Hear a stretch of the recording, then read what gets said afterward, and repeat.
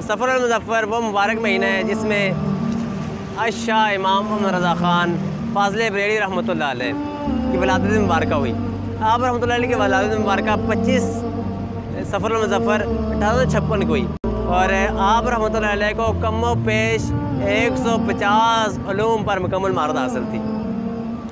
आपकी एक ख़ास करामत ये थी कि आपने जो भी रिसाला लिखा, आपने जो भी किताब लिखी, आप उस किताब का, उस रसाले का जब उठा के जो उसका नाम है उसको इल्म आदाद में लेकर जाएं तो उस रसाले के जो इल्म आदाद में नाम बनता है वही उस रसाले की तहरीर का तारीख़ बनती है।